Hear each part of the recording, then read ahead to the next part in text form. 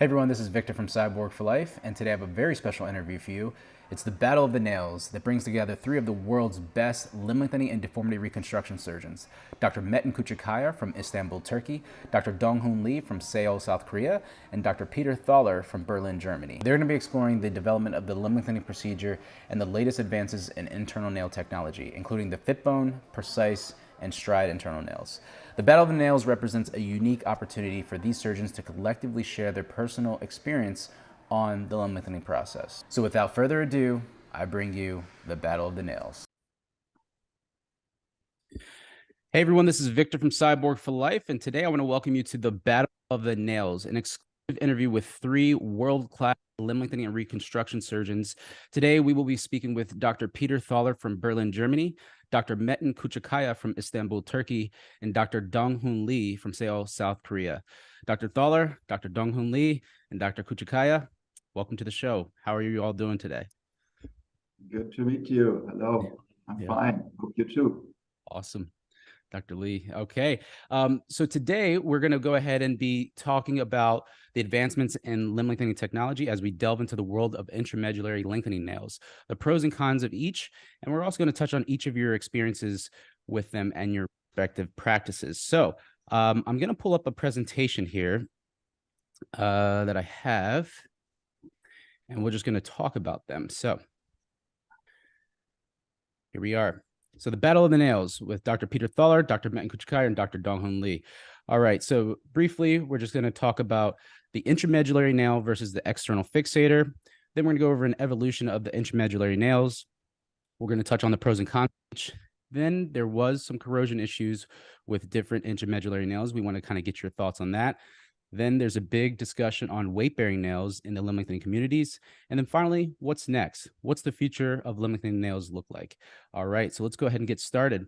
So Dr. Thaller, I want to start with you. When it comes to an internal lengthening nail, what are the pros and cons versus using something like an external fixator in the terms of limb lengthening? Yeah, the pros and cons are quite obvious. The external fixator is bulky. You have to wear it for a longer time than a nail because the nail will be stable all the time, stabilize the leg all the time.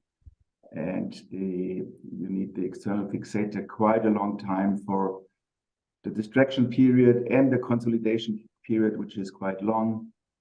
There are options, lengthening of a nail and things like that, but they have quite a it's not as big, but there is an infection risk. So the nail as a central load-bearing device is the most stable of all those. Okay, gotcha. Dr. Donghoon Lee, when it comes to a patient who has a leg length discrepancy in their tibia, per se, would it be better to use an external fixator, or would you think that an intramedullary nail would do the job? Yeah, I think it's not the matter of LLD or cosmetic. Is about the anatomical segment which we lengthen. So for the tibia, I use all lengthening methods: the lengthening nail, lengthening overnail, lengthening under nail, and X-fix only. Of course, if a patient's gross plate is still open, we can only use an X-fix maybe. But for adults, I would choose among the lengthening nail, LON and LATN. Okay. In case of tibia lengthening, there's pros and cons of each techniques. So I would determine based on the patient's condition. Gotcha. So it really depends on the patient's condition and where you're coming at for the surgical approach. Dr. Kaya, for patients who are seeking stature lengthening with either achondroplasia or if they feel like they need to boost their stature, a lot of, I'd say that limb lengthening industry, there's surgeons who are offering lengthening over nail for the femurs. Is this a good choice for a surgeon to do an external fixator on the femurs for stature lengthening, or is that not optimal? Do you mean that for the lengthening over nail technique? Yes. Okay. If I use lengthening over nail technique sometimes, but not in stature lengthening, also not in achondroplasia. In achondroplasia is different. If you wait for a achondroplasia patient, their bones usually doesn't reach to enough length for insertion in lengthening nail safely. So first, they must be lengthened with external fixator and then lengthening nails. Gotcha. But for cosmetic lengthening, lengthening nails is always my first choice. Okay, lengthening nails. Yeah, that's what I think Also, is. Yeah, I can say this: if any discrepancy, if the deformity close to the knee joint, distraction with acute correction has no negative effect on bone healing during lengthening nails. So I can say distraction with acute correction is safe for the femur 30 degrees and for the tibia 20 degrees. Oh, wow. That's amazing. I did not know that. Yeah. So I guess it depends on where the deformity is, where the discrepancy is. Okay. Very cool. Now, in terms of, I guess the benefits of an intramedullary nail versus an external fixator, we know that the risk for infection is much lower. Have you noticed that patients can still develop an infection with an internal nail, or is it much less likely? Dr. Lee? Basically, yeah, in my procedure for the tibia, I always do lengthening nail, precise nail. I mean, before precise nail develop, I also did the lengthening over nail, but now I do not use lengthening over nail anymore if patient can get the lengthening nail. Okay. So infection rate with the lengthening nail is zero so far. And lengthening over nail also, if we keep the right technique and right principle, we can get 0% of deep infection, but not superficial infection. Yeah, that's incredible. Yeah. I know that, from my case, directly, I had an internal nail and I had an external fixator when I was younger, and I was so always cleaning the wound sites, the pin sites, and it was so annoying. But if you can get an internal nail, go for that. Okay. All right, moving right along here to the next slide. I wanted to talk about the evolution of the nails. And let me just put this over here to the side. So we have, over time, the internal nails have evolved in both their structure, their distraction ability, the length that they can achieve, their stability and weight-bearing capacity. So I wanted to kind of get your take, Dr. Thaller, on, starting from the ISKD, the kinetic distractor, through the albizia, all the way to where we were a few years ago with the stride, but the precise stride. So if you can give us your thoughts on the advancements of the nail technology. The nail technology started much earlier with the Bliskernop nail, which was a ratchet-driven nail. I call it the tank of the lengthening nails. And then came the albizia nail, which is also a ratchet-driven nail, but in one piece without a lever arm. And then I think then was the time of the fit bone, which was in the early 1990s. The first fit bones, which were developed in my clinic.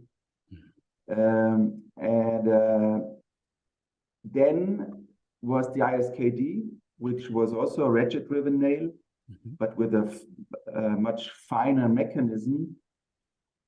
And then I had quite a good experience with the first magnet-driven nail, which is the Phoenix nail, invented by Arnaud Souverain, a French engineer, quite a smart guy. He made custom nails nails from custom-made nails for me. The thickest was 18 millimeter, and the thinnest was 8 millimeters. So there was quite a variety of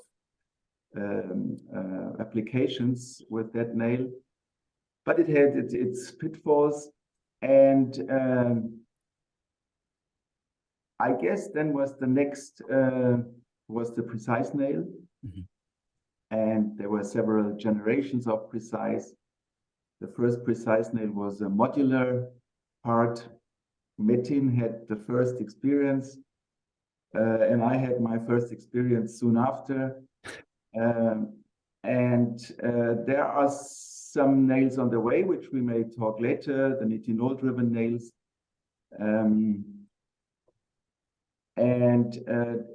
As you say, as you termed this event, the Battle of Nails, it's just a comparison of nails, where the winner of the battle is already known because it's the latest and the most developed nail.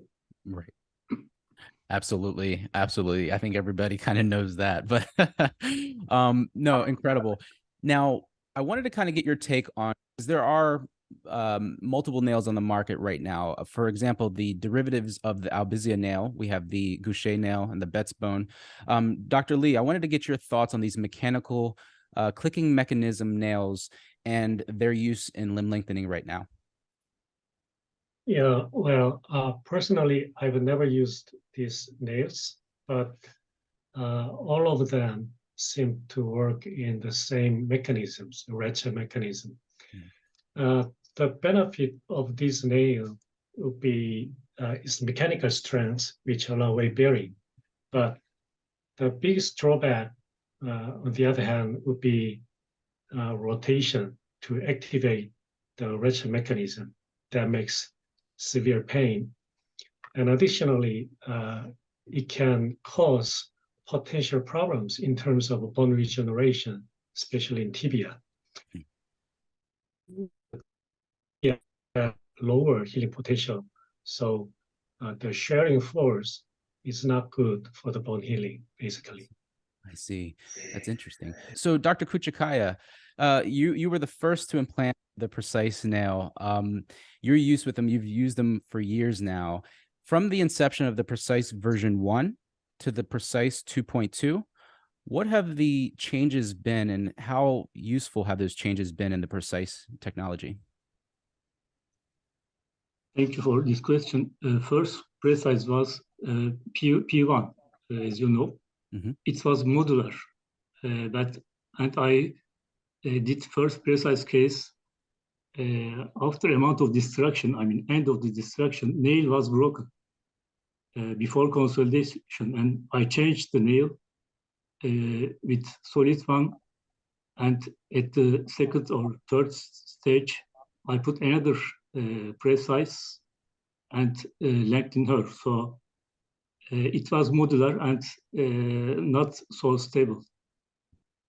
Gotcha. It wasn't very stable. Yeah, I think that the capacity of the nail was like 25 pounds. I know for my case, it was very, very light, and it would break a lot. And I think it was in pieces. You said modular, meaning it wasn't all one segment. Is that correct?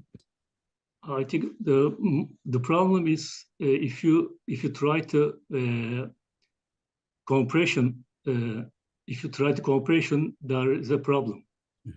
During the destruction, there is no problem in P1. Okay. But end of the destruction, the load is too much. So it's easy to bend it or fracture the nail. I see. It can bend or rupture. Okay. So the capacity just wasn't great enough. Okay. Very cool. And we're going to come back to the comparison, the battle, the real battle later, once we get a little bit more information on these nails. But we're going to move on right now. And now I'm going to kind of talk about all of your experiences with these nails. And in the past years, we've noticed some corrosion issues. So first of all, Dr. Thaller, I want to start with you. You've been using the FitBone for years now. Your surgical partners over the years, and being, seeing a lot of this development of the corrosion. First of all, can you tell us what the corrosion was? How did it develop? And then, what were some of the implications in your cases? The corrosion is mainly dependent on the alloy. The titanium alloy nails, they don't show corrosion, but those with a higher part of nickel or iron, they tend to corrode. And it is called fretting corrosion or crevice corrosion. It was always the same part of the nail which you can see on the slide, where the male part comes out from the female part. There are thousands of micromotions during distraction, while moving, while walking, while sleeping. There are micro movements you don't realize, and these micro movements, they damage the surface of the steel. And this is the initial part of corrosion, when this surface is damaged. And you know, the atmosphere in the body, the liquid body is quite aggressive. And this causes this corrosion, and the corrosion causes problems in the bone. You can see on the left side of this slide, you can see a MRI which was taken in the week after having removed a nail with an osteolysis. The patient had pain. I had to exchange the nail by a titanium nail later. This was another, I didn't change it. The bone was already consolidated, so I could remove the nail fully. And this MRI shows a so-called sunburst phenomenon. You see the bone, and around you see the periosteum, and you see something like a sunburst. And this is a sign in the MRI for a fast-growing subperiosteal tumor, which is similar to a malignant bone tumor. But it's not a malignant tumor. It's just a reaction, a chemical reaction to this corrosion. And all of my cases who show that corrosion, I followed them up, and those tumors remodeled again. Gotcha. Wow. So the corrosion issue, you were basically saying those micro movements of the male and female parts of the nail during distraction can cause that, but also the harsh fluids within the body. And then it can cause osteolysis and these lytic conditions causing the sunburst phenomenon. That's the first time I've heard that. That's incredible. And this MRI, how soon after was this MRI taken? You said 1 week or? A week. A week? A week later. Wow. Okay. Now moving on here to some of your other radiographs you have. I'm not sure if I'm blocking it, but as you can see, said over here on the left side, right here, is this the osteolysis that you were talking about? No, this is the distraction gap. Okay, then it's down here. Yes. Right here. Yeah, I got you. Right here, and this is a blown up version of it. We can see look at that. And it's right here. And you can see on the right side of this picture where your mouse is, at the edge of the bone, at the periosteum, you can see, like here, the fast growing bone caused by this chemical irritation. Okay. So this fast growing bone, like hypertrophic bone, is a reaction to the corrosion. Yes. Wow. That's something. Okay. And did this corrosion have anything, did it affect the motor at all, or was it only the nail at the male female parts? We can't tell, but there was quite an occurrence of unintended shortening in those nails. You can see the dates of that nails. There were only 1 or 2 weeks in between when they shortened by some millimeters. In fact, at that time, around the year 2000 and a few years later, the fit bone was the best nail we had. Wow. And we could handle these problems, if we knew about. So nowadays, according to modern medical device regulations, corrosion like this is a no-go. But for us, it was kind of acceptable because we knew about, when we learned about, and there was no better implant at the market. So I preferred to use, for example, a fit bone instead of an Albizia nail, which wasn't as good. Yeah. Okay. Very cool. Yeah. I think this, at the time, this was the best we had in terms of nail advancement, but that's no longer the case, as we'll see soon. All right. Next up, we are talking to Dr. Dong-Hoon Lee and his experience with the precise stride nail. Dr. Lee, I want to get your thoughts on, first of all, we're kind of still talking about the corrosion issue. We know that in early 2021, I think it was just about 2 years ago now, there was a recall, a worldwide recall of the precise stride nails from the company Nuvasive. So if you can talk about, first of all, the recall, and then also what you saw in the precise stride nail. Yeah, in case of a stride, it took a long time to get approval from Korea FDA. So I started using them from September 2020. But just after, the corrosion issue broke out in just 5 months later. So just after 5 months after I started the stride, the corrosion issue broke out. So on the other hand, since corrosion issue came out at the beginning of my stride experience, so I was able to thoroughly observe the data, just like a prospective study. This paper is the first report of corrosion from Denmark. They reported 63% of osteolysis rate, and this is far higher than my data. One of the reasons of the difference, I think, would be the difference from the post-op rehab. I mean, I was more conservative in terms of the allowing level of activity after surgery. I see. Gotcha. So that because of that, it was recalled in that year of 2021. I wanted to kind of look at some more of your slides that you sent in here, and we see here the same thing that Dr. Thaller saw in the fit bone. It's at the male and female parts where those micro movements happen, and I guess the harsh fluids of the body also kind of affected that. Is that pretty much what we're seeing here, the same type of thing? But we also see it at the screw holes, like these sites here. Can you explain that? Yeah. Let me walk you through these pictures. Okay. The second nail shows a nail without corrosion, the clean one. Yeah. And the third one, the third one, shows a mild corrosion. I observed a number of mild corrosion of this level usually in femoral nail. And the fourth nail shows severe corrosion, and this level of corrosion was usually found in the case of severe pain and osteolysis in the tibia. Okay.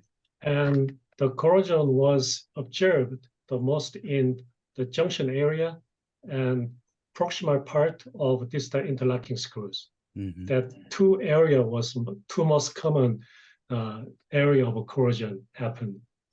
I see. That was my observation. That was your observation, yeah. And this was because, I guess, micro movements of the screw and the nail, they were just kind of causing, okay, gotcha, those micro movements. Very cool. And it caused osteolysis. So this similar thing. And this is, now I wanted to ask you, I guess Dr. Thaller and Dr. Lee, you can kind of comment since we've spoken to you so far. We've known about the fit bone having this issue almost a decade prior with this corrosion issues. And it was the best we had on the market, as Dr. Thaller said.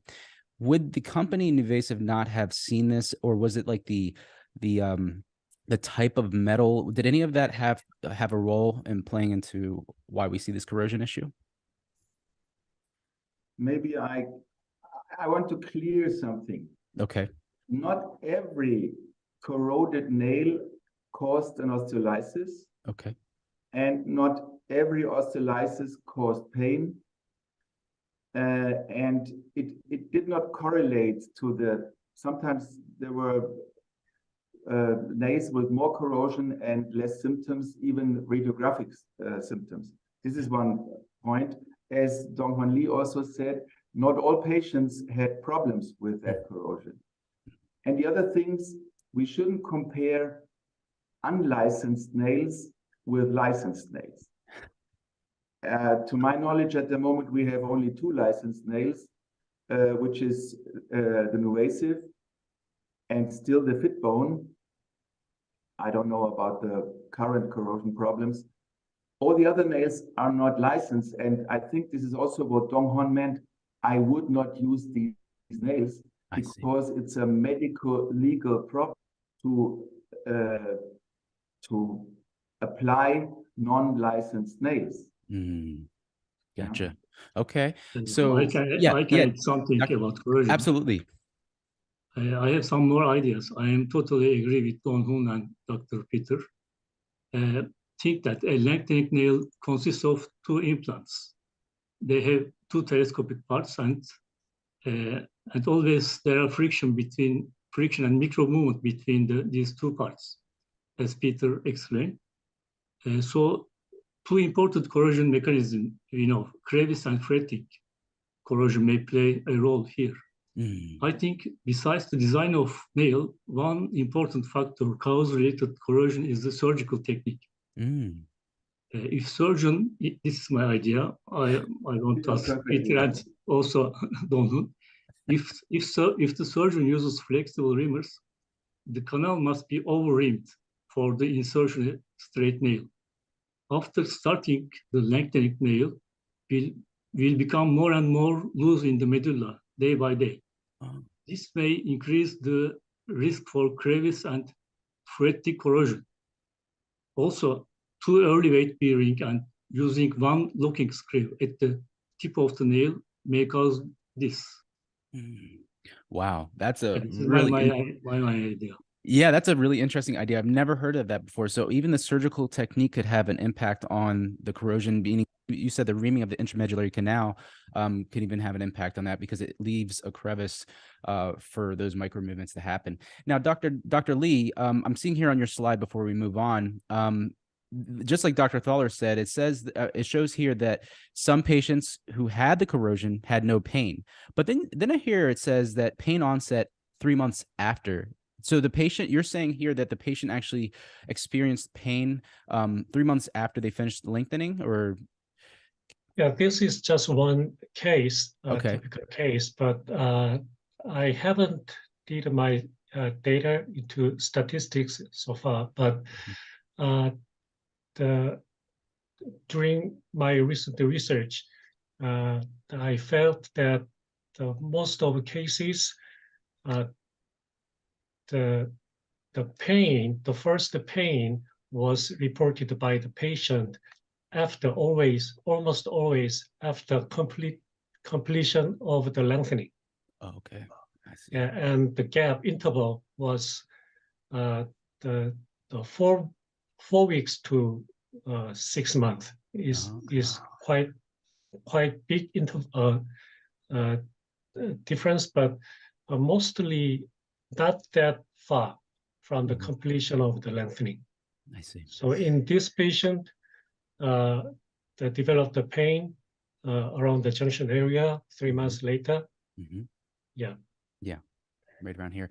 Now, do you think that this corrosion more of a matter of time, or is it? I mean, I know these micro movements over time, but do you think that you said like usually it's after the lengthening period? The lengthening period for most people who go for 8 centimeters or whatever length that they need, if it's a discrepancy, is let's say a month and a half, 3 months. Do you think it's like right around that time that the harsh fluids of the body, the micro movements that the patient has gone through with their walker and stuff, do you think it's right around that time of 12 weeks that it just starts to occur? Yes, I'm still thinking about that. Okay. Can you show me the next slide? Yeah. Sorry, I know I'm trying to move this. Yeah. We can discuss on this slide about that. Yeah. The table is the whole overall cases, the result of overall cases, and you can see there is a clear difference between the tibia and femur. Mm-hmm. In the case of femur, no one reported pain and osteolysis. But when I observed, retrieved the implant, 88% were found to have minimal to mild corrosion there. Wow. But for the tibia, the clinically meaningful pain and osteolysis were found only in the tibia. So I think we'll be able to get more useful information if by analyzing the various additional data. But I'm thinking the Metin said that the amount of rimming is different from femur and tibia. For me, I overrim the femur only 0.5 millimeter or no, because I use a rigid rimmer. And the tibia, I overrim up to, I don't use a rigid rimmer in the tibia, so I overrim up to 1.5 millimeter. So that might be one reason. And another reason I'm thinking is that the period to bone consolidation, because the shearing force at the junction area, the most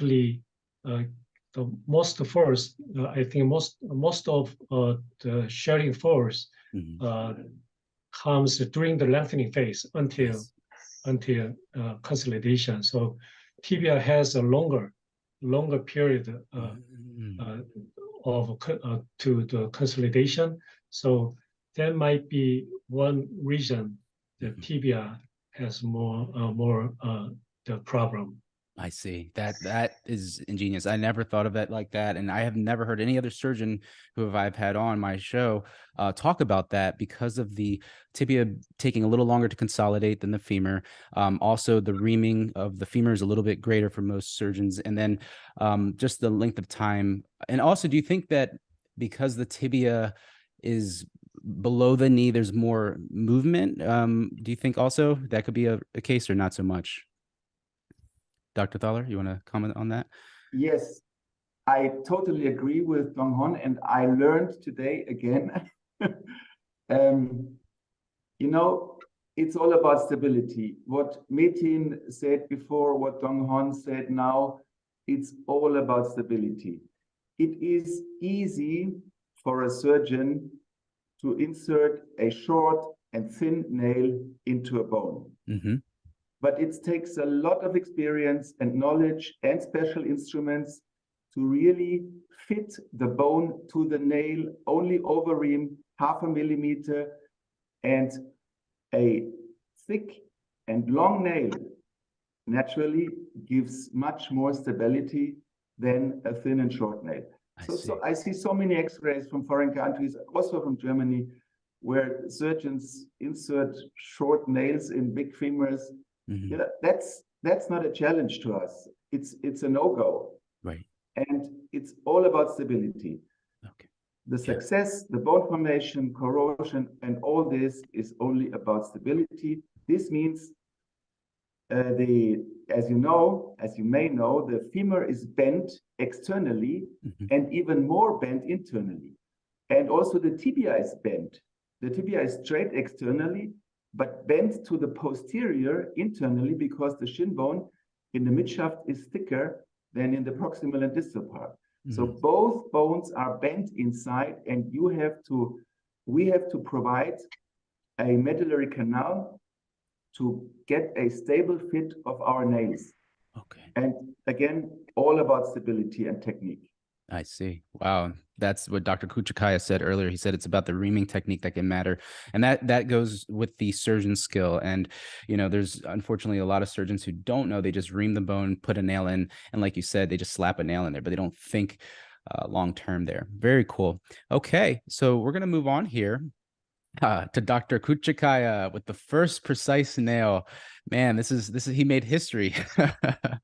So Dr. Küçükkaya, I wanted to talk about your experience over the years with the different nails, as we can see in the slide here, you had the ISKD between the 2006, 2008, Fitbone, 2008 through 2010, and then the precise nail. You were the first to implant this in a clinical case with a patient. So can you talk about how, I guess, groundbreaking, revolutionary was the precise nail compared to the other nails, the ISKD and the Fitbone predecessors?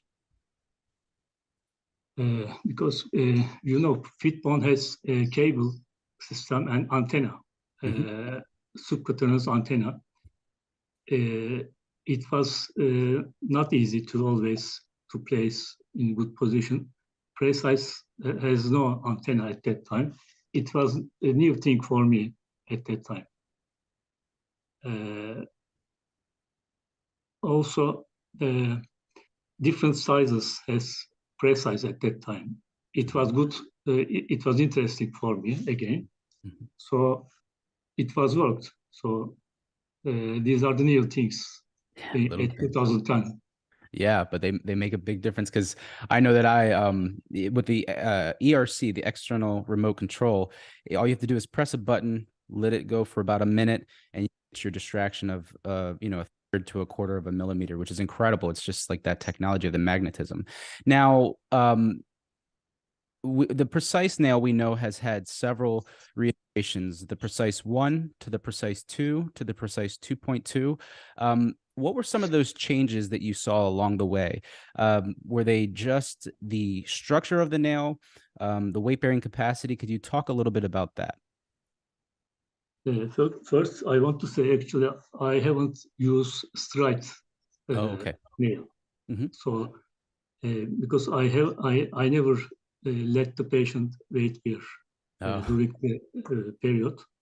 I was involved with a team of surgeons headed by Dr. Green on developing the design. We started working together before 2010. Okay. At that time, we worked for design the nails for retrograde femur and antegrade femur. And then there is no too much differences now, I know. Okay. Years ago, Peter also don't know about this. I saw a screw hole design difference in the surgery. For example, if you use retrograde femur, looking screw was anterior to posterior direction. So it was not good. And then I think they changed the nail design again. They changed the nail. And so that's probably it is. So small micro changes of the nail. Dr. Lee, can you talk a little bit about some changes that because you did use the stride nail. So can we talk about the differences between the do the battle between the 2.2 and the stride? If you can compare and contrast some of those differences. Yeah, the biggest difference is the material. The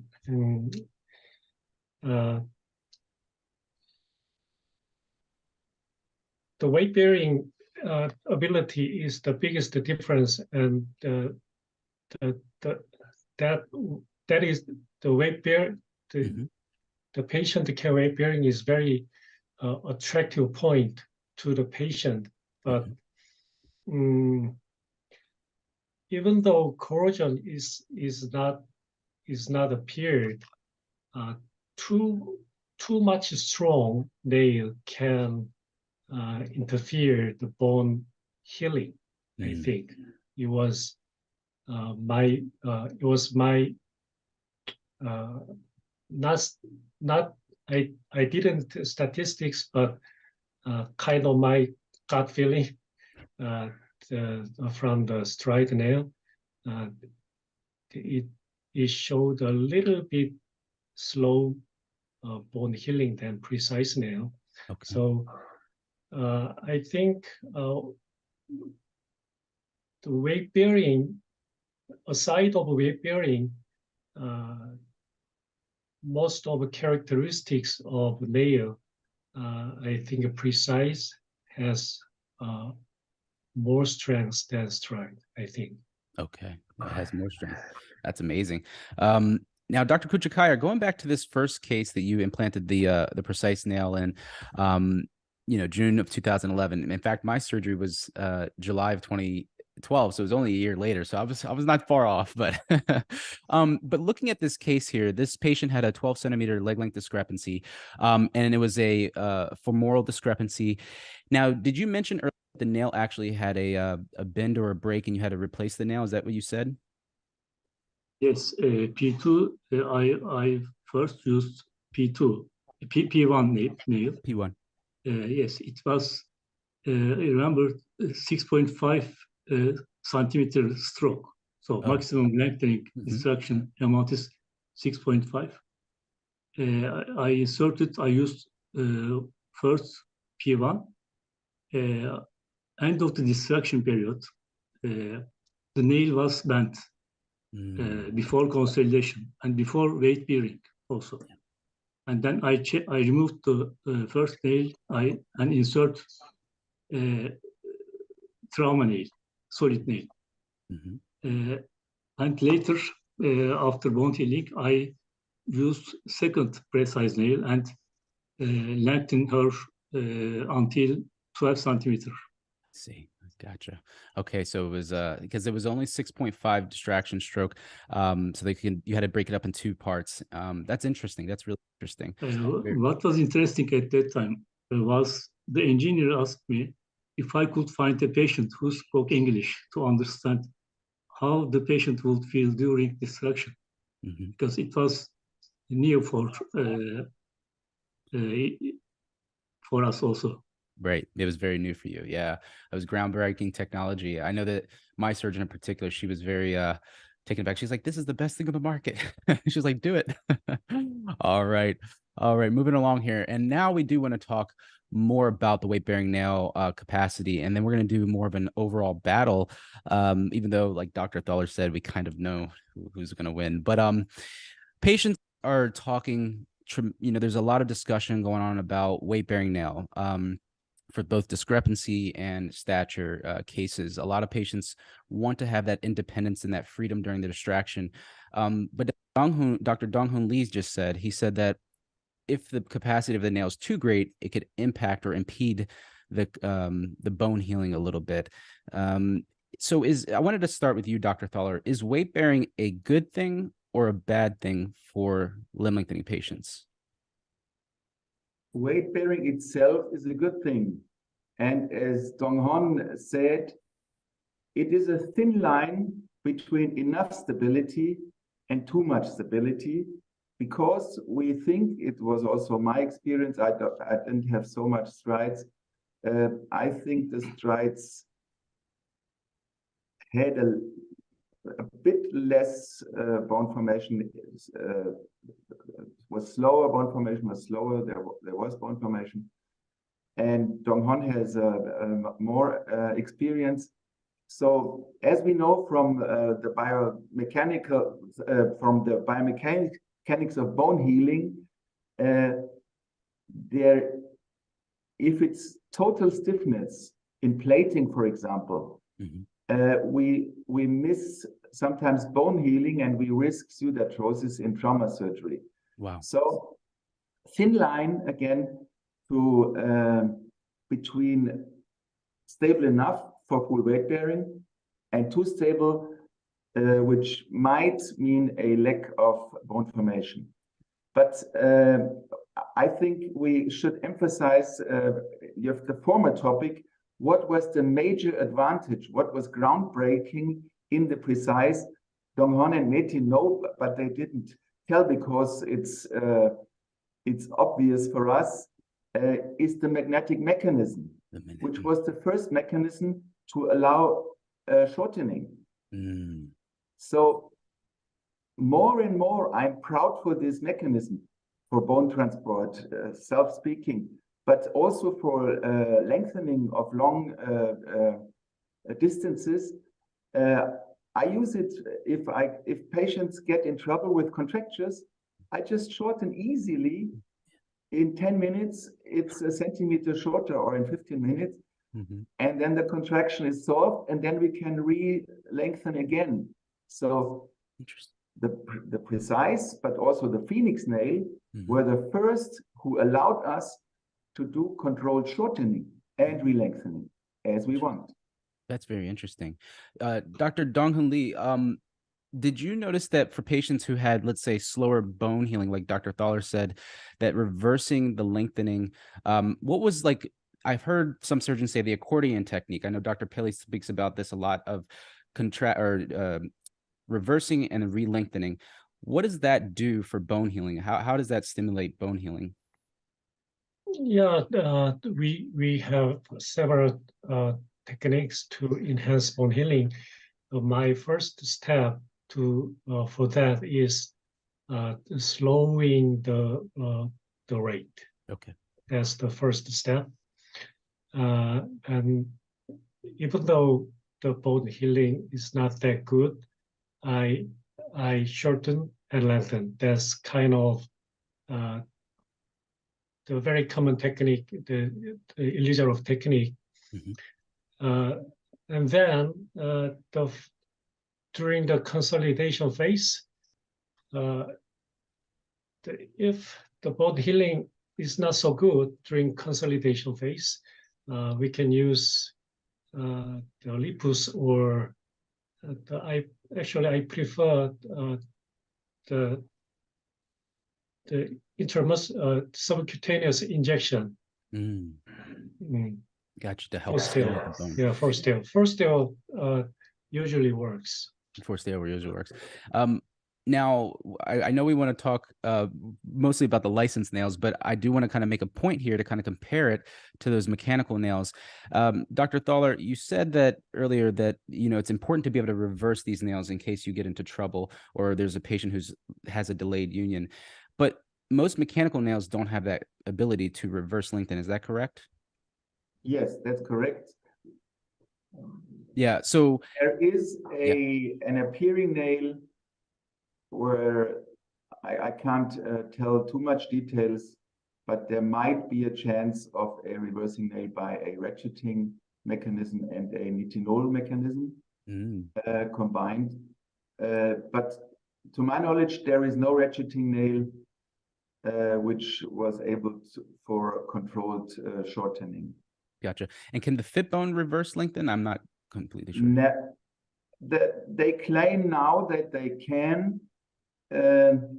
I used a fit bone 2 years ago when there was a patient which really wanted the lengthening, and there was a short period where the precise was also not available. So I did, after more than 1,000 fit bones, I did again a fit bone after 10 years after. There is an option now. At that time, when I did all those fit bones, you had to explant the receiver, the subcutaneous receiver, change the pose, and then you could shorten. So this is not a simple procedure. You need a surgery. I can't tell about the status now. It seems to be possible, but it's as I said. There are other problems now. There are other problems, yeah, definitely. Now, Dr. Küçükkaya, when it comes to distracting, I know Dr. Lee said that he would slow down the distraction rate to prevent delayed unions, but does that also help out with patients? Because I've talked to a few patients recently that they are doing lengthening, and they're saying that they get nerve pain. And would this be due to distracting too quickly, or would that be just, some patients get nerve pain and they have to deal with it? You mean after distraction? Yeah, during distraction, during the lengthening phase. Actually, I do like this. I start a very small amount of distraction. First, I see the bone healing, because it depends on the patient to patients. And then speed it to distraction. So in all cases, I see how the bone is healed, bone capacity, and then decide this. I don't trust compression, accordion technique. I don't trust them. Okay. A weight break also important, of course important, but I want to say this. this is important in external fixator because we can arrange the stability. I call this dynamic stability in external fixator, but we cannot control stability in the lengthening nails. So it's not good in all cases to full weight bearing. We must choose the patient. Some patients can, it's good for bone healing. In some patients, it's not. Mm. So it's dangerous to weight bear in the lengthening nails. I see. And that's even with a weight bearing nail, like the stride, even though it can handle maximum capacity, you're saying it's still a little risky. They need to have walking assistance. Yes, because we need the dynamic stability. I see. So we cannot arrange the stability in lengthening nails. Also, Okay. Donghoon explained this. It's a standard. Mm-hmm. Yeah. Okay. Very cool. So going back here to our weight bearing capacity, weight bearing nail discussion, Dr. Donghoon Lee. So when patients have a weight bearing nail, was their walking gait able to normalize a lot faster than when they didn't have that because they were naturally using the muscles and keeping a lot more range of motion during the lengthening phase than it's if they had the precise nail? You mean the strength of weight bearing nail? Yeah, so like basically getting back their walking gait, like a normal walking gait, not feeling super stiff. Was it a little bit easier for patients who had the stride nail versus the precise because the muscles were being used more? Yes, right. So during the lengthening phase and until consolidation completed, the walking is one of important factor to maintain our muscle strength and to prevent disease osteoporosis of the whole bone. So yeah, so when I use the stride for my patient, I allow the weight bearing, but not for usual daily activity. I recommend to use crutch or walker ambulation. So, but even so, that amount of walking helped the faster muscle recovery. okay, that's exactly what most patients want to hear. They would just want to feel like the nail won't go, it won't give out, and they want to feel like they can get 2 months faster walking gait, normalization. All right, so that's a really good synopsis on the weight bearing nail. We wanted to kind of dive in here a little bit more on the fit bone and the precise, I think, because they're both still being used. Orthofix has it. So Dr. Thaller, having been the surgeon who used a tremendous amount of bone in their clinical cases, would you say that the fit bone has any benefit over the precise nail, or do you think that the precise nail is just a clear winner in a limb lengthening case? Concerning the lengthening nails, I don't see any benefit. The precise is thinner. You have thinner nails available. In terms of length, there are some very short, have been some very short fit bones, but that's not much around. The main advantage is no corrosion of the precise, and the controlled shortening and lengthening. The nail is very reliable. We have so much experience now, and very important, the fit bone was always limited to specially educated surgeons. I've educated surgeons around the world to use the fit bone. The precise nail is open to any surgeon who wants to try it. And this means that there is a bias in complications on the side of the fit bone because it was a very protected atmosphere and a very limited amount of surgeons who were allowed to get a fit bone. It was never freely available. Interesting. Wow, I did not. Wow. So it was only to a select amount of surgeons who could use that. They had to be trained on how to use it because it does have different mechanisms and devices structured to it than the precise nail. Very interesting. I didn't know that. Because I know right now, and then I guess that brings up my question of is like with the precise being, this powerhouse nail, it's like the, revolutionary nail, essentially. It's like the surgeon's dream nail.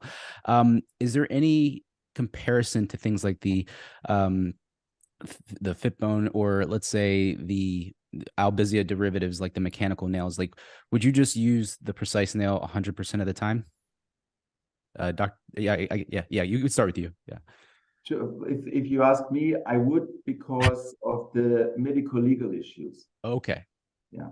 And then Dr. Donghoon Lee, would you also use the precise nail over all the other nails here listed? Yes, for now, precise is most reliable nail, Okay. I think. And the three most important prerequisites in lengthening nails are precise rate control, mechanical stability, and biological stability. And I think precise 2.3, you said 2.2 is not that important. Satisfies all of these factors, I think. Okay, it has all of those factors. Okay, and then Dr. Küçükkaya, would you also, being the first who've implanted the first precise to now the 2.3, would you also pick the precise nail as your go-to nail for limb lengthening? Yes, I would use precise nails. Okay, there it is. We've declared our winner. So that is the battle of the nails, but we're going to go now to the future of intramedullary nails. So I'm just going to skip back to that slide. We'll clip it here. All right, so here we are with the future of intramedullary nails, and I wanted to kind of get each of your takes on, first and foremost, patients always ask me all the time, like, are there any new nails coming out to the market? Like, I'm always that guy that takes the heat from the patients. So I guess we can start with you, Dr. Küçükkaya, because we know that all three of you have been involved in this, but Dr. Küçükkaya specifically with, the Synoste nail, the Synoste nail system. So I know that you guys are, probably behind NDAs and stuff like that. You can't talk so much, but if there's any surface level information that you can tell us about this nail, or would it compare to the precise nail? Is it going to come out? Things like that. First of all, I like this picture. It's from our second cadaver lab. Okay. It was there. We were together. Yes. I can speak a little bit about Synoste nail. I was involved in the clinical trial to show the technology is suitable for limb lengthening. I can say all patients were successfully treated, and study still being completed. We will be publishing in the results, so I will not share too more details for now. Okay, that's fine, but that's good to know. That's good to know that all the patients had good results. Okay, so that's possible new nails coming to the market. Now, Dr. Thaller, I wanted to ask you, if you could have a dream nail, like what features or new technology would you add to it? Let's say if you had the precise nail right now, as a surgeon, world-class surgeon, what would you add to the precise nail to make it better? There is one thing which is, to my estimation, unsolvable. This is the size. The size. Sometimes I would wish a thinner nail. Yeah, still stable, but this is impossible. This is technically impossible. If I had a fully weight bearable nail, which is highly stable, and this is, I don't patent this idea, which I announce now. Maybe we could insert a strong feather, a strong, what do you call it? Not feather, a spring. Oh, okay. Yeah. A very strong spring to have a stable nail, which is solid and allows a little bit more of micro movements in the distraction gap. Something like this. Okay. Or electronically controlled back and forth games or whatever to to get rid of this disadvantage of high stability in terms of a lack of bone formation. Mm. But size would be the first wish. We have a thinner nail, which I think is really limited to the thinnest Phoenix nail I was told was 7 millimeters. Mm-hmm. This is because this magnetic mechanism doesn't take much of space inside of the nail, but still it costs stability, and I think this a little bit more than 8 millimeters of this smallest precise is quite good already. Okay, you think that's like the minimum? Yeah, and I know that you published research on the Phoenix nail, the Fitbone, and comparing the precise, and your results kind of really favored the precise nail in the terms of the stability, which is really important, and as Dong Hoon Lee said as well. Dr. Lee, what would you say? What would you add to the precise nail, or the current winner of this battle of the nails? What technology or advancements would you put into it to make it better? If I could get only one improvement with that, what I want the most is, like Peter said, mechanically stronger 8.5 nail. Okay. Because our East Asian has tend to have the narrow the medullary canal, so it's very problematic. Okay. Gotcha. Yeah, and one more thing, we have to develop a nail specially designed for humerus nail. I think. Mm-hmm. They are developing that, you said? I don't think so. I'm not sure. Oh, no. Dr. Thaller, you're shaking no? To my knowledge, not. With my humery, I haven't had problems to use different variations of the precise nails, but there would be some ideas to have an optimum designed humerus nail. So they use the not same. So high. So I can understand that the company avoids licensing of such a nail NNN. I see. So currently they use the same precise nail that you would use in your leg. It's the same design. Oh, okay. Very cool. Dr. Küçükkaya. I want to say my dream. Shape memory alloy, which has no mechanism inside. Ah. So this is my dream. Your dream. Yeah, I'm sorry. I'm so sorry. I skipped. Yeah. So your dream for the nail, what type of alloy? Shape memory alloy. Oh, a shape memory alloy. Interesting. What benefit would that bring to the nail, your dream nail? So if they doesn't have mechanism inside, just alloy. Oh, wow. So this is my dream. That I see. No mechanism, no magnetic mechanism, just automatically. That would be a dream nail. I think it's possible in near future. Do you? Interesting. Okay. I like that. That's exciting for me to know. Very cool. All right. I want to go to Dr. Lee and then Dr. Küçükkaya for the next two topics here. Dr. Lee, we know that limb lengthening technology is very expensive, very pricey. A lot of patients are, very unhappy with the cost of the nails. If a new nail came out, right? Let's say that a new nail came out and it was either had more features, better features than the current precise nail. Would that affect the cost of the nails on the market? Well, I'm not sure about that, but competition between the company is basically important to lower the cost. Mm-hmm. Yeah. Okay. All right. Yeah. So that's the thing.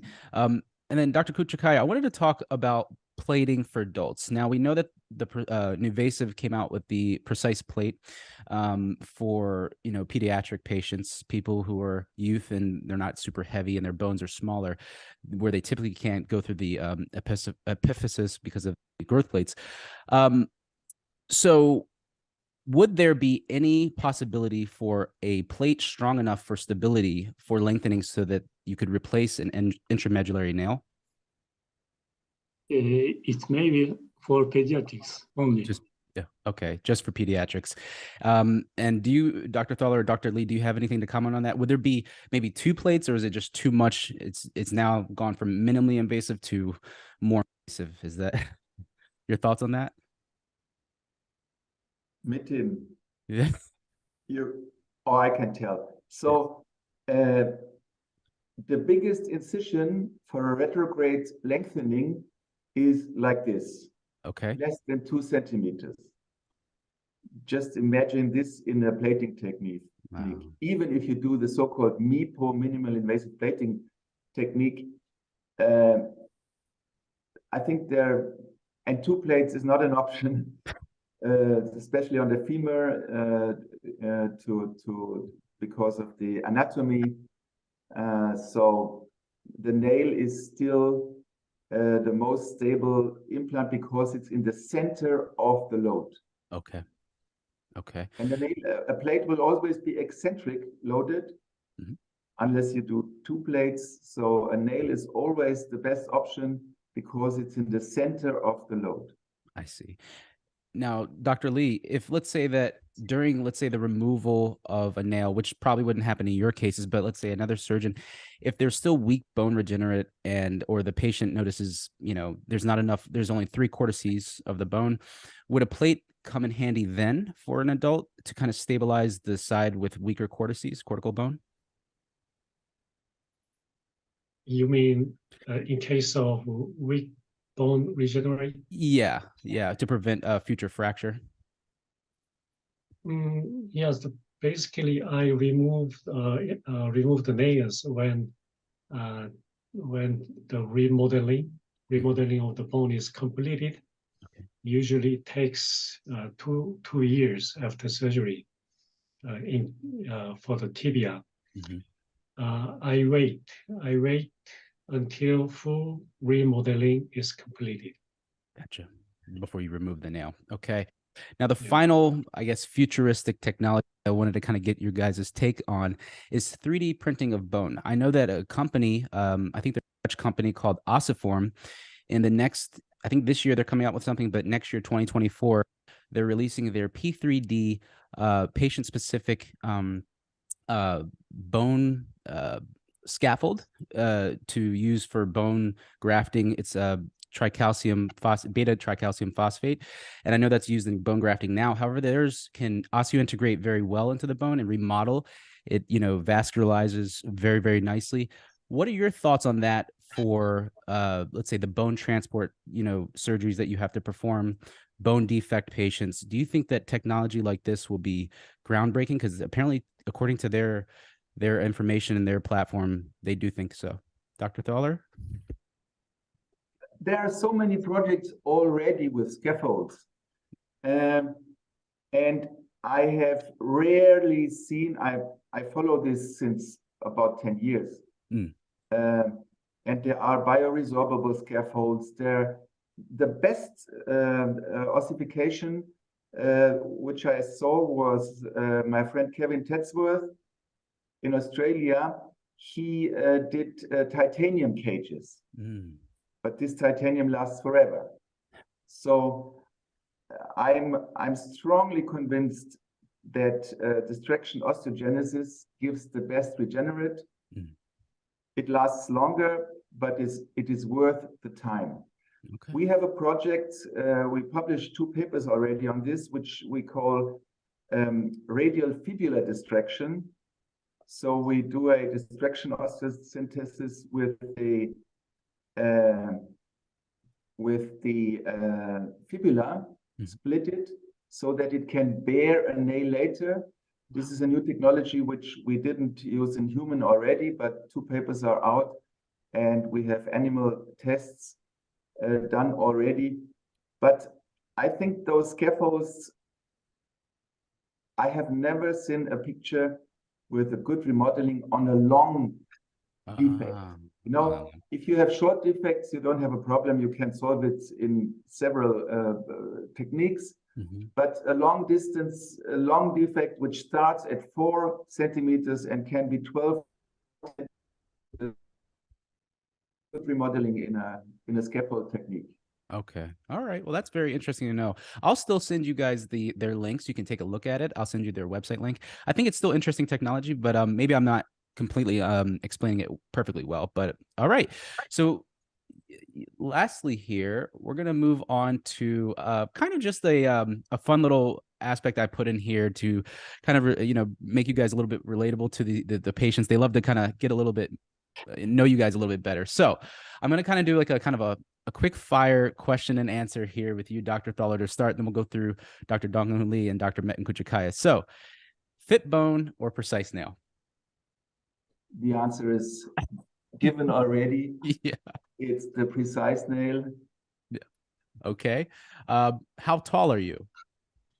I was 189, but I think I'm 187 only now. Growing older. Yeah, older. Yeah. All right. Now I want you to tell this story because you told me off record when we first met a year ago, the story of you versus Paley in Israel when you were giving the symposium presentation. And yeah, if you want to kind of go on to that, I think patients would love to hear that. I told you off records. Yeah, it wasn't in the interview, unfortunately. But I think Dro would be okay with that. So I think it was in 2004 in Israel, in Haifa. There was the Asami meeting, and Dro was there to give six lectures on the ISKD nail, which was new at that time. And I had 3 lectures on the fit bone, and it was kind of a battle of nails too at that time. My talks were in the afternoon. Dro's talks were in the first part of the meeting. Mm-hmm. And when Dro started his first, Dro is a very smart guy. He speaks 6 or 7 languages. I really admire him. And he was already famous at that time. And he started his lecture with the question, Peter, would you mind if I give my lectures in Hebrew? And so I was out of any discussion for the rest of the meeting. It was the language barrier. Yeah. Yeah, I think it was good because, it was the Israel meeting and Hebrew is their language. Yeah, definitely. I thought that was very funny. I think patients will find that funny as well. Dr. Thaller, what is a high-speed office? High-speed office is my daily, weekly experience when I take the bullet train to and from Berlin. This is for me 3.5 to 4 hours undisturbed, precious time with a speed at a maximum of 300 kilometers per hour. And I enjoy those rides still because I'm really undisturbed. I can do all my office work. And this is my high-speed office. Yeah. I love it. What is your favorite food? There's so many. There's so many all over the world. I'm happy to live in the center of Europe, where we can enjoy the French, Italian, Spanish, Austrian food, German food. But I also enjoy Asian and Arabic food. A lot of those foreign things I get acquainted by my fellows from all over the world. I have visited Donghoon and he has invited me to a really delicious, several delicious meals again this September, last September. And my Arabic fellows, they take me to Arabic restaurants, and the Malaysian fellow who recently left after half a year with us. So I like so much kinds of food, and I like to taste new food and have new experience. That's awesome. The surgeon food connoisseur. Love it. Okay, so going back to the question about limb lengthening here, what is your advice to prospective patients? Because that's who we're going to be showing this interview to. People who are thinking about lengthening for their discrepancies, deformities, and or stature lengthening. So the most important advice is, I think, get informed and always have a second opinion by another expert. Okay. I send my patients, this is my recommendation to my patients. When I give my recommendation, what to do, my treatment plan, I tell them, please take the chance, take a second opinion. Mhm. And this is especially it's important for all patients in every kind. I tell my patients, if you buy a new TV, you go to the internet, you compare prices, you compare size, and you compare everything. But if you get a surgery, you rely on the first you meet. So always take a second opinion. Okay, that's a good piece of advice. All right, and the final question is, how do you relax? So what do you like to do on your leisure time? At the moment, I'm planning the ski weekend, the next nice. weekend. Yes, I love to be outside, climbing, hiking, skiing, snowboarding. Snowboarding. And sometimes there is also leisure time in front of the TV. Oh, inside the TV, just lay back and relax. I love it. And also, I know you spoke about swimming when you went to Dr. Donghoon Lee's clinic. I'm in his hydrotherapy pool. Yeah, you have some insider information. Yeah. Very cool. Yes, I like swimming. Swimming too. Swimming's great. It's a really good form of exercise. Yes. All right, Dr. Metin Küçükkaya. All right, so we're going to do some questions here, kind of fun questions, but a few limb lengthening questions as well. You kind of actually mentioned this one earlier, so we could skip over. It's about your thoughts on limb lengthening over nail in the femurs. You said that you weren't liking it for limb lengthening. But let's talk about antegrade or retrograde if you're doing a lengthening procedure. Actually, I do lengthen over nail in femur, but Oh, you do? usually I prefer retrograde technique. Retrograde, okay, very interesting. Technique, because you can correct the deformity. It's technically safe. Because easy to provide parallel orientation between external fixator and intramedullary nail, and less pin side problems. Okay, very interesting. Okay. The next question is, how tall are you? 184, I think. 184. Okay, so just up there. What's your favorite food, Dr. Küçükkaya? Proteins. Protein? Okay. Yes, steak. So meats and things like that. Yeah, I like to eat a lot myself, work them up. All right. Would you prefer, when you're using an external fixator, let's say for a tibial deformity discrepancy, would you prefer a Thaller spatial frame, Ilizarov ring fixator, or a monolateral external fixator? Mostly Thaller spatial frame, but in some situation, Ilizarov. Ilizarov. Okay, very cool. Favorite beverage out of coffee, tea, or both? Coffee. Coffee. Got to stay alert. How do you spend your free time? In Istanbul, usually go to gym. The gym. That's right. Maybe I can work out with you. All right. And then what is your advice to prospective limb lengthening patients who are considering limb lengthening for either the deformity, discrepancy, or stature? I would advise to the patients, first, choose your doctor, not the surgical technique. Okay. Very, very good. That's a great, I think it should be based on the surgeon and their results. And I think you three are literally the three best. All right. So we're going to go into Dr. Donghoon Lee. All right. Dr. Lee, what are your thoughts on limb proportions, primarily in the legs after, let's say, a stature lengthening case? People are born with different proportions, and average proportion also differ by race. If a patient has a relatively shorter bone before surgery, it would be better to lengthen that segment in terms of proportions. One of most prevalent prejudice people have is that it won't look good appearance-wise if you lengthen the femur. But from my experience, it actually is not. And femoral lengthening has a higher recovery potential in terms of sports ability. So basically, we should consider pros and cons of each femoral or tibial lengthening and the patient desire accordingly. So careful pre-op evaluation is important, I think.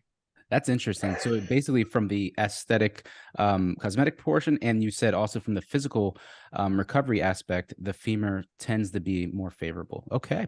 When it comes to the post-operative rehab, would you prefer, or what's a better modality of recovery? Would it be hydrotherapy or anti-gravity Ultra-G treadmill?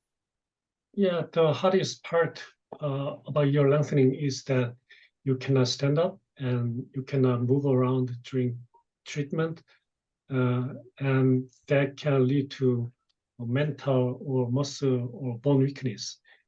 So hydrotherapy is a very highly effective way to solve these problems. So once you try hydrotherapy, you will never go back. Then I guess I have to come to your pool as well. All right. Dr. Lee, how tall are you? 182 until Okay. last year, but I got 183 at this year of medical checkup, so I think I'm still growing up. We got to figure out his secret. How is he still growing? All right. How do you like to relax? Like, what do you like to? I like sports such as cycling and running, but I haven't been able to work out so much for the past several years. So my New Year's resolution is to regain my sports ability. That's awesome. That's a good resolution. I put this one in here. A fun. What's your favorite, cake, ice cream, or both? Both simultaneously. Simultaneously. I know. I do it. It's on the same spoon. What's your favorite sports team? My sports team. Actually, I do not watch the sports game. Yeah. Okay, gotcha. Okay, and then what's your advice to prospective limb lengthening patients who are coming for discrepancy fixes or stature lengthening? Yeah, which nail to use, which segment to lengthen, Mhm. and which surgical method. All of these are the things the surgeons and patients should find the best options together. But for the patient, key is to find the right doctor, and especially cosmetic lengthening. I advise the patient not to be too greedy with his lengthening target, since too much lengthening may threaten the recovery of sports ability and healthy joint in the long term. That's fantastic advice. Awesome. I love it. All right, there they are, the legendary 3 limb lengthening surgeons. What a battle that was. Not only did we declare a clear winner in the internal nail category, but we heard it from 3 of the world's best in the business. If you're interested in reaching out to Dr. Thaller, Dr. Lee, or Dr. Küçükkaya for consultation, you can find all of their contact information in the show notes. Until next time, this is Victor from Cyborg for Life, signing out.